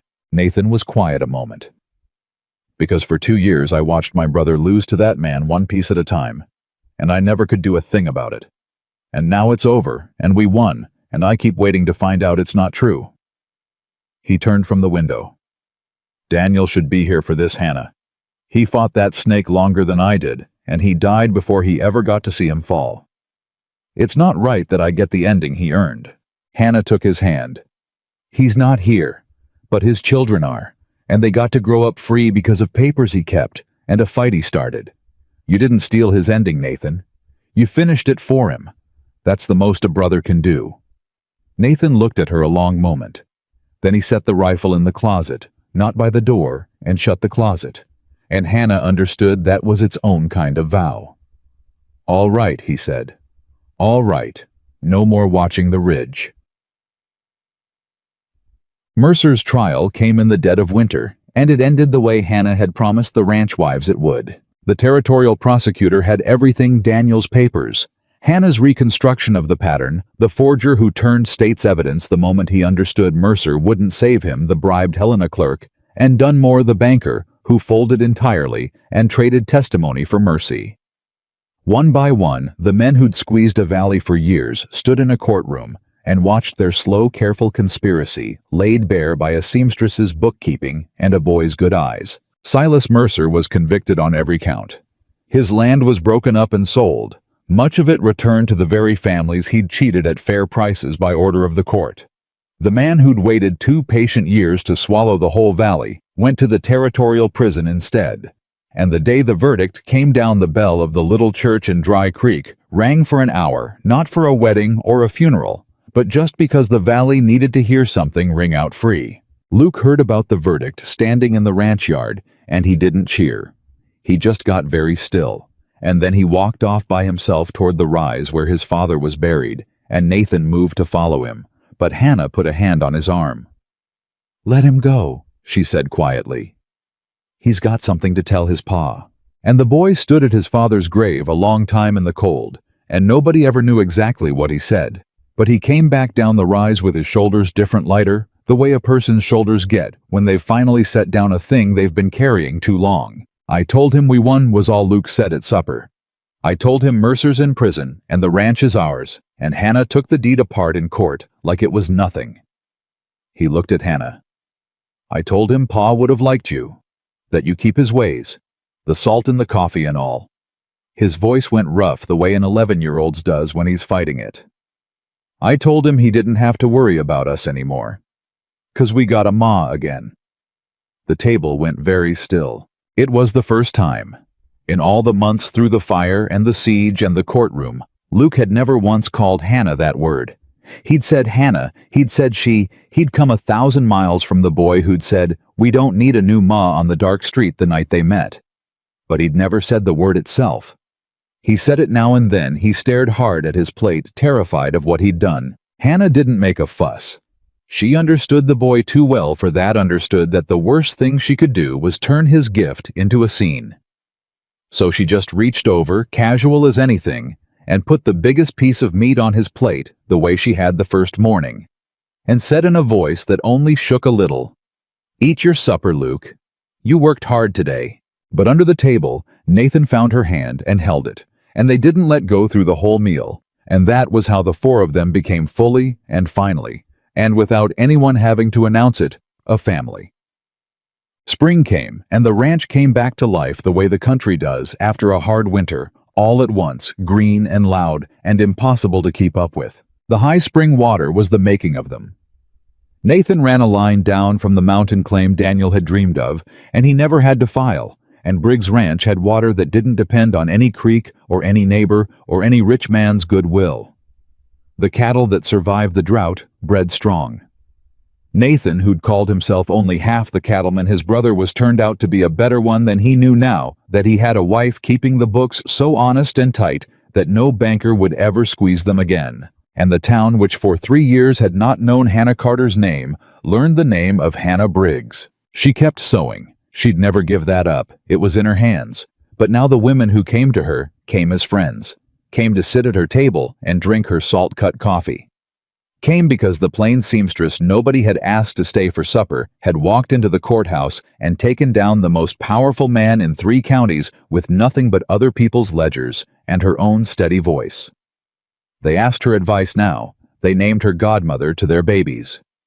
Martha Coombs, who'd lost her own ranch to Mercer and gotten a piece of it back by the court's order, told everyone who'd listen that Hannah Briggs had saved the whole valley, and Hannah would wave it off, and Martha would not let her.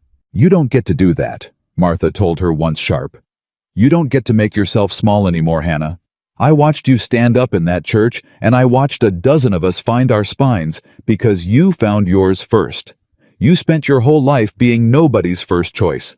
Well, you were this valley's first choice when it mattered, and you'd best get used to it." Hannah didn't have an answer for that. She just went home and held her husband a little tighter that night and didn't say why. And Nathan didn't ask, because he'd learned to read her quiet the way she'd learned to read his. The white porch came in early summer. Hannah had mentioned it exactly once months before, in the worst of the drought, mentioned that her mother used to talk about a house with a white porch where you could sit in the evening, and that she'd carried the picture of it her whole life and never expected to have one. She'd said it offhand, the way you mention a thing you've made peace with never getting, and then she'd never said it again. But Nathan had heard it. Nathan heard everything she let slip and tucked it away, same as he'd done with the gloves and the smallest biscuit and every other small surrendering she didn't think anyone noticed. So that summer, without a word, he started building. Hannah came out one morning to find him setting posts, and she stood in the doorway and watched him work and didn't say anything for a long moment because her throat had closed up. "You remembered," she finally managed. "Course I remembered. I said it once, months ago, in the middle of everything falling apart. You said it once. Nathan said another post, not looking at her, because a man like him couldn't say these things and look at a person at the same time. You've got a way of saying the things you want most exactly once real quiet, like you're embarrassed to want them. The gloves, the biscuit, the porch. He wiped his hands. I figure a man who pays attention only has to hear you say a thing once. That's the whole job of loving somebody near as I can tell. You listen for the once. Hannah crossed the yard and put her arms around him from behind and pressed her face between his shoulder blades and cried, and Nathan stood there holding her hands against his chest and let her because he'd learned that her crying wasn't always sorrow. Sometimes it was just the sound a heart makes when it finally gets a thing it had stopped letting itself want. The porch took him 3 weeks. He painted it white with his own hands, and when it was done, the whole family sat out on it. That first evening, Nathan and Hannah in 2 chairs, Emily on Hannah's lap. Luke sprawled on the steps, pretending he was too old to be happy about a porch and failing entirely, and they watched the light go down over land that was theirs, water that was theirs, a life that no one could take. It's the best porch in Montana, Emily declared. It's the only porch you've ever sat on, Luke said. Still the best. And Nathan laughed and reached over and took his wife's hand, and Hannah looked out at the evening from the white porch her mother had only ever dreamed about and understood that the impossible thing had happened. The thing she'd given up on at 28, sewing other women's wedding dresses in a town that didn't know her name. She had a family. She had a home. She had been chosen and kept and loved. She had stayed for supper at last. The anniversary of their wedding came around in high summer, a year to the day, from the dark, desperate night on Dry Creek's only street. Hannah didn't expect anything. They weren't a family for fuss, and the day had started ordinary chores, the children, the endless work of a ranch in its busy season. But after supper, Nathan stood up and put on his good shirt, the one he wore to town, and held out his hand to her. "Where are we going?" Hannah asked. "You'll see. Luke, you and Emily get cleaned up. We're all going." He wouldn't say more. He drove the wagon into Dry Creek in the long summer evening, the children in the back, and Hannah's heart began to understand where they were headed a few minutes before they got there, and by the time the little wooden church came into view, she had her hand pressed over her mouth. "Nathan, 1 year ago tonight," he said, pulling up the wagon, "I dragged a frightened woman into that church at gunpoint near enough to beat a banker's clock. There wasn't time to do it right. There wasn't a ring. There wasn't a single soul there who thought it'd last the winter, including me." He set the brake and turned to her. "I've thought about that all year.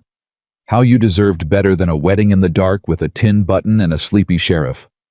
How you deserved to be chosen slow and certain in the light by a man who'd had time to know exactly what he was choosing." He climbed down and came around and held up his hand to help her down. "So, Hannah Briggs, will you come into that church with me one more time?" Reverend Embry was waiting inside. 81, now a year older and a year slower, but there with his Bible under his arm because Nathan had ridden ahead and asked him days before. And the church wasn't empty this time. It was full.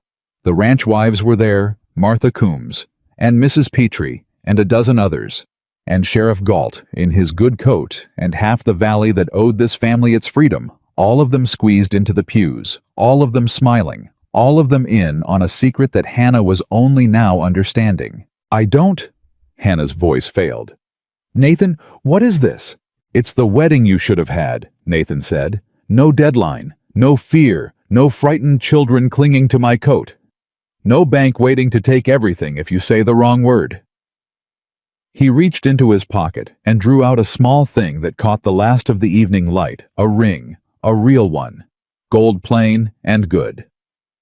"I sold off the last of Mercer's cattle the court awarded us, and I bought you this. A year late. But I figure you waited 28 years for somebody to choose you on purpose, so a year more was nothing long as I got it right." His hand shook. "I'm getting it right, Hannah, in front of everybody, in the light. Let me marry you again, not because the law says I have to. Not because there's a ranch on the line, but because there's not a thing on God's earth I want more than to stand in this church and choose you out loud with nothing forcing my hand but my own glad heart." The whole church was silent. Emily had her hands clasped under her chin. Luke, who'd sworn a year ago he didn't need a new ma, was standing up very straight in the front pew with his jaw working, fighting the thing in his throat and losing. Hannah looked at the ring. She looked at the man holding it. The quiet, honest man who'd married her to beat a clock and then spent a year proving it was the truest thing he'd ever done. She looked at the children who were hers now, and the valley full of friends she hadn't had a year ago, and the old preacher, waiting patient with his Bible, and the plain seamstress nobody had ever asked to stay for supper, put out her left hand to be ringed at last. "You stubborn, quiet, wonderful man," she said, laughing and weeping at once. "Yes, 100 times yes. Marry me again." Reverend Embry married them in the gold of the summer evening, and this time there was no clock and no fear and no desperate bargain, only a man and a woman who had chosen each other and chosen again, surrounded by everyone they loved. When the old preacher said, "Do you, Nathan, take Hannah?" Nathan didn't just say, "I do." He said, "I do, and I did, and I'd do it again every year of my life, and the only thing I'd change is I'd have found her sooner." And when Embry said, "Do you, Hannah, take Nathan?" Hannah turned first to the children, because that was where it had all begun, with a question about 2 children in the dark, and she said, "I take all 3 of them, the whole of it. I take this family, every soul in it, for as long as I'm above the ground, and a good while after, if heaven allows." The church wept. Grown ranchers who'd never shed a tear in their lives wept. And when Reverend Embry pronounced them man and wife and told Nathan he could kiss his bride, Nathan took the tin button off the string at Hannah's throat, the button she'd worn against her heart for a year, the one he'd married her with that first desperate dawn, and he pressed it into her palm and closed her fingers over it, the new gold ring on her hand and the old tin button in her fist. "Keep them both," he said low, "just for her. The gold for what we are now, the button for how we started. A button's a thing that holds 2 pieces together that weren't meant to be one. You told me that the first morning. You were right. We weren't meant to be one. And we are anyway. That's the whole miracle of it." Then he kissed her, and the church erupted, and Emily flung herself at both their legs, and Luke crossed the front of the church and stood in front of the 2 of them, and looked up at Hannah, and said the word again out loud in front of the whole valley, no longer afraid of it. "Ma," and Hannah went down on her knees, right there in her good dress, and gathered the boy into her arms and held him while he finally let go of the last of it. The father he'd lost the year he'd been brave, the long winter of guarding a thing he was sure would be taken away, and she rocked him the way she'd rocked his sister through 100 grieving nights, and she said into his hair, fierce and certain, "I've got you. I've got all of you. Nobody's ever putting any of you on any train. You're mine now, Luke. You're home. You're staying. That's the end of it." Chaptitahe. They rode home together in the last of the light, all 4 of them in the wagon, the gold ring on Hannah's hand and the tin button safe in her pocket, the white porch waiting for them, the mountain water running clear, and theirs, the long fight finally and fully behind them. Nobody spoke for a while. There wasn't any need. Emily fell asleep against Hannah's side. Luke leaned back and watched the first stars come out and let himself at last be a child with nothing to guard.